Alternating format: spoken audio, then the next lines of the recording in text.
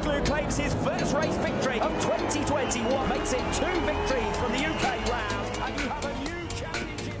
Sahabat Gemilang, di tengah euforia akan sirkuit internasional Mandalika, seharusnya kita semua ikut bangga dan semua pihak terus mendukung penyelenggaraan 3 ajang internasional yang digelar di Mandalika, yakni Asia Talent Cup, World Superbike, dan MotoGP. Jadi tak perlulah ada lagi yang nyinyir, kecuali kalau itu memang berupa kritik membangun ya. Kita slow-slow dulu lah. Kita menikmati balapan internasional yang sudah lama tak ada di Indonesia setelah era Sentul Jaya di tahun 90-an. Begini, bermula dari beredarnya foto-foto warga yang berada di sekitar Mandalika. Mereka nonton dari luar sirkuit. Ada yang naik pohon, dan ada juga yang di perbukitan. Lalu ada yang sampai nekat naik ke alat berat. Ya mereka seperti itu wajar saja, karena mereka penasaran dengan ajang yang sangat baru di Lombok. Nah kemudian ada segelintir orang yang sok kritis bilang, buat apa dibangun sirkuit di Mandalika kalau warga di NTB sendiri tak bisa nonton? Itu kan hanya hambur-hamburkan uang negara. Apalagi tiket masuknya terlalu mahal. Yang itu artinya yang menikmati hanya orang-orang kaya. Ya cara berpikirnya nggak gitu juga kali. Catat ya, kalian yang sibuk nyinyir itu kan bukan orang-orang Lombok. Sebab orang-orang Lombok sendiri justru pada tengah-tengah aja tuh. Bahkan mereka happy. Apalagi para pembalapnya.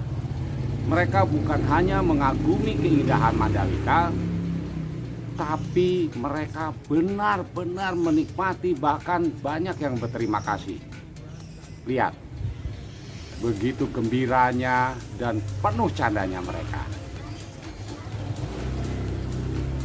Bahkan pebalap Ducati asal Italia, Michael Rinaldi, yang sangat terkesan memberikan apresiasi khusus kepada Presiden Jokowi atas dibangunnya sirkuit Mandalika yang dinilainya bukan hanya saja indah, tapi juga memiliki lintasan dan desain yang menarik.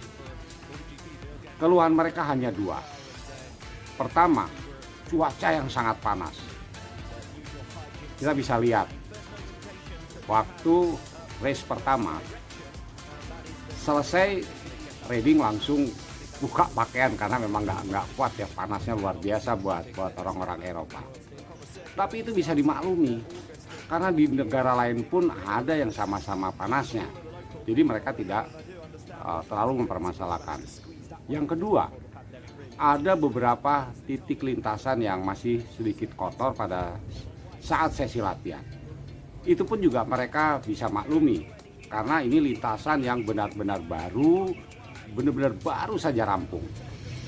Bahkan ada titik-titik lainnya yang masih terus dibenahi agar pada saat MotoGP berlangsung pada Maret 2022 nanti semuanya sudah oke. Sedangkan masalah hujan yang sangat lebat hingga airnya menggenangi tenda UMKM dan beberapa area sirkuit tidak terlalu mereka permasalahkan, karena mereka berpikir bila hal ini terkait dengan faktor alam dan sirkuitnya memang belum 100% sempurna untuk di luar lintasan. Tapi begini, walau sempat tergenang, sistem drainase yang ada di kawasan Mandalika, terutama di dalam area sirkuit, terbilang sudah cukup cepat menyerap air genangan. Mungkin hanya perlu dibenahi sedikit sistem drainase di jalan-jalan penghubung antar stan dan lokasi penjemputan. Kementerian PUPR melalui Balai Wilayah Sungai Nusa Tenggara I sudah membangun drainase atau saluran pengendali banjir di kawasan ekonomi khusus atau KEK Mandalika, Lombok, Nusa Tenggara Barat sepanjang 7.221 meter. Ya, jelas tujuannya untuk mencegah agar Mandalika sirkuit tidak terendam banjir. Akhirnya kita bisa lihat para pembalap justru menikmati hujan di daerah tropis yang langka mereka jumpai selama ini. Sebenarnya ajang balapan ini kan sama seperti yang sudah-sudah, nggak ada bedanya. Toh dulu juga pernah ada di Sentul Bogor, lalu seterusnya tetap berlangsung walau di luar negeri, misal di negara tetangga. Penonton kita yang mampu mereka pergi ke Sepang, Malaysia, dan yang nggak ada waktu atau nggak ada fulus, tidak ada duit, ya nonton lewat televisi. Nah, sekarang bedanya yang biasa ke luar negeri sekarang di dalam negeri, di negerinya sendiri. Jadi yang nggak punya duit ya nonton aja lewat televisi. Kan kita tahu yang World Superbike juga disiarkan langsung salah satu televisi swasta. Begitupun nanti untuk MotoGP, ya sama saja.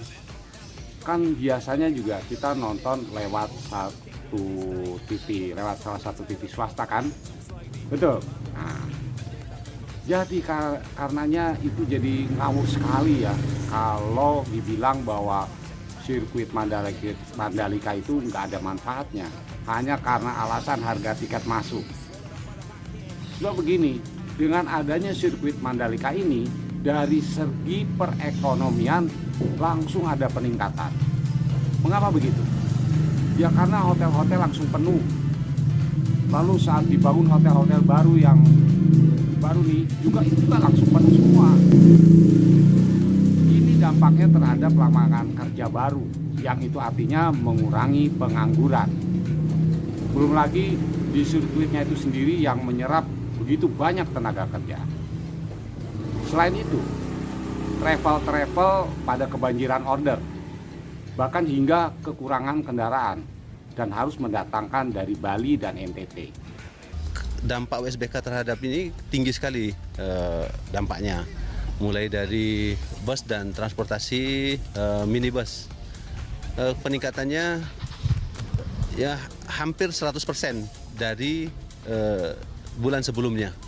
Bahkan kita sebut periode 19 sampai 21 ini black period karena sulitnya mencari kendaraan yang ada di Lombok ini, sehingga kami meminta bantuan dari Bali. Nah, seperti ulasan saya sebelumnya, nyata terbukti bahwa provinsi-provinsi sebelahnya akan terimbas nilai positifnya.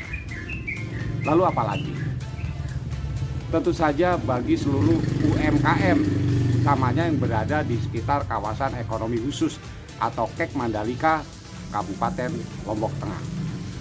Semua itu sangat terasa pada peningkatan ekonomi masyarakat, sehingga mampu memberikan semangat baru untuk terus memproduksi berbagai produk-produk lokal yang dapat dinikmati oleh para wisatawan.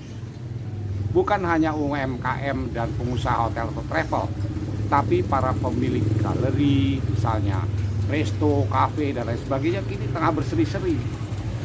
Yang paling sederhananya saja begini, para pedagang asongan ya, pedagang asongan, entah itu yang di pantai-pantai atau masuk ke berbagai tempat wisata yang mereka menjajakan cindera mata, itu mereka semua kebagian rezekinya.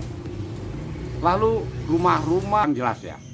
Jadi ini bukan hanya persoalan tiket masuk semata, tapi manfaat besar atas bergulirnya sektor real atau perekonomian di Nusa Tenggara Barat dan sekitarnya. Saya, Wahyu Tono, salam Gemen.